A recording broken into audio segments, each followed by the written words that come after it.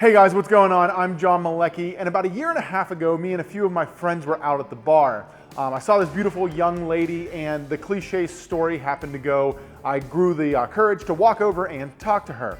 Well, fast forward a year and a half, and we've been together ever since. Since Sarah realized that I build things for a living, she's been asking me to make her a jewelry box. And with her 30th birthday coming up, I figured what a better opportunity to turn this old TV stand into something beautiful and timeless for her. So in this video, I'm going to show you how I made the hand-cut half-blind dovetails for the drawers, the custom brass pulls, and I'm going to show you how I flocked it to give it that nice velvety smooth feel. Check it out.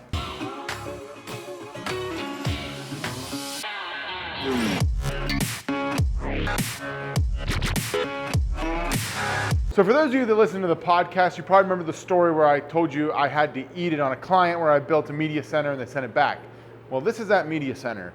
And it's made out of Wenge or Wenge or whatever you want to call it, which is a super expensive wood. So instead of scrapping this thing and lighting it on fire, we're going to break it down and then we're going to take the wood, re-mill it, re-glue it up, and make a jewelry box out of it.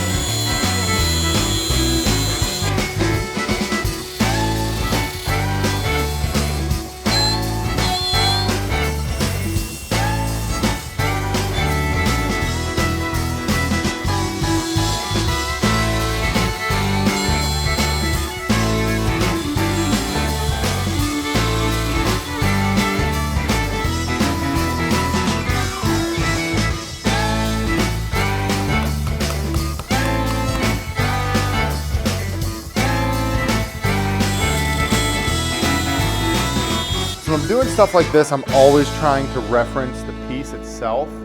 That way I know that the measurements are on and like things are close. There's always like a opportunity to mess up a 16th or something. So here we've got the groove cut for the shelf. That's the integral shelf, and I'm going to just measure it to the inside dimension that is this now, and then cut it down instead of going off of the plan, just because it might be a little bit different.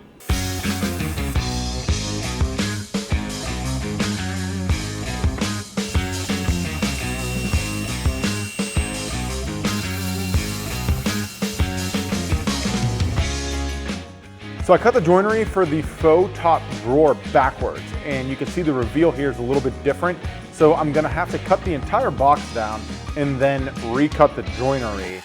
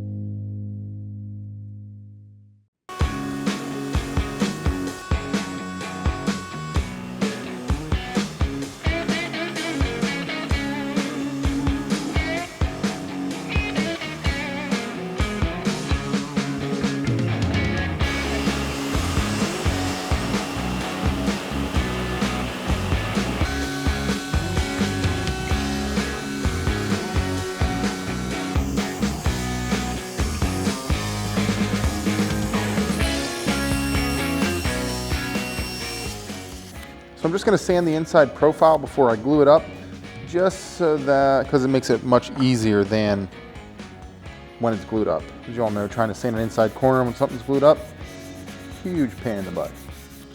So for a glue up like this, you're gonna definitely wanna make sure you have a game plan.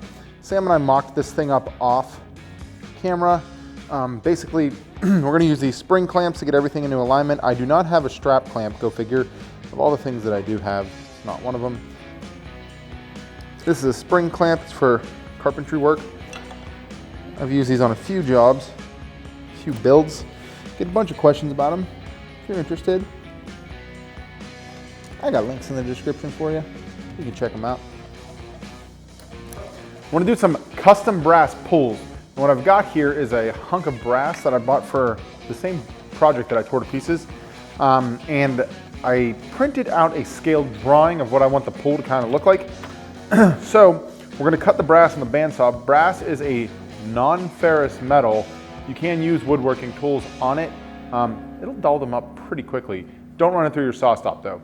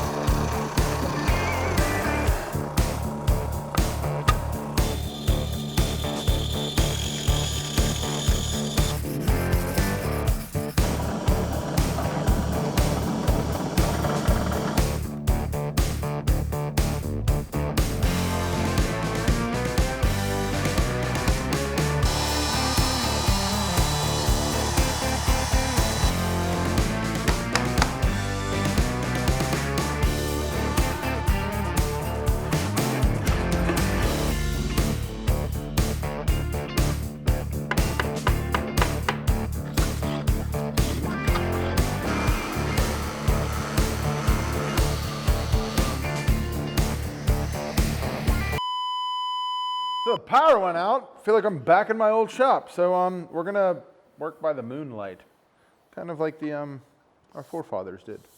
Give me a candle, Sam.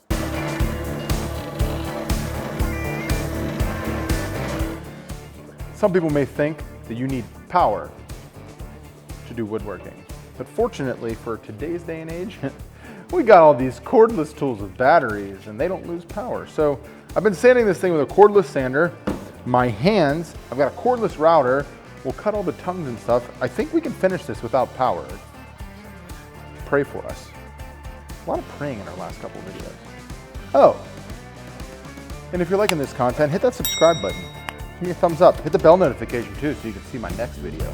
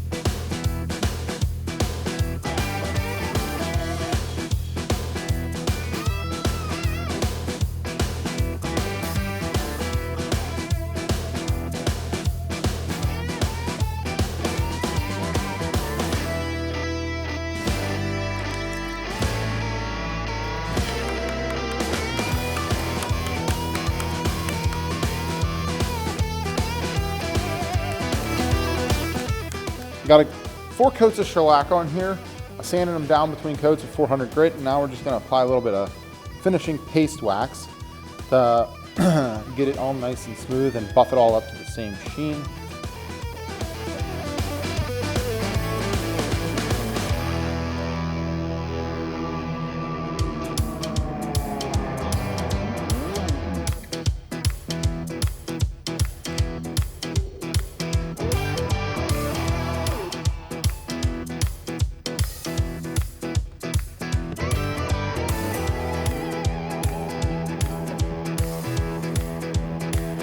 Like a $5 piece of glass I had cut at the home store.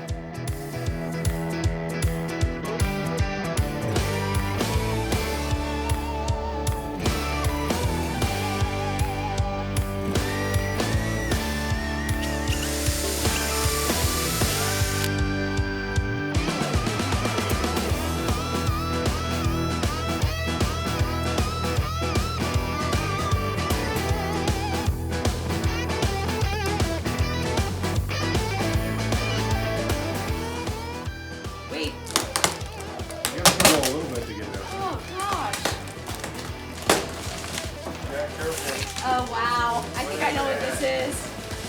Oh my god, it is so nice! Oh no! Oh my god, did you make this? No. No, I did. Oh my god, I love it. No, he bought it I love it. I love it. It is so nice. Isn't it? Oh my god. Malecki, you got it at IKEA, right? Yeah, it was on sale. This is so perfect. Thank you so much. Oh my god. Thank you so much. Thank you. So thankfully, Sarah absolutely loved this build, and I loved making it. It was a huge challenge to me, and I'm really glad that she likes it.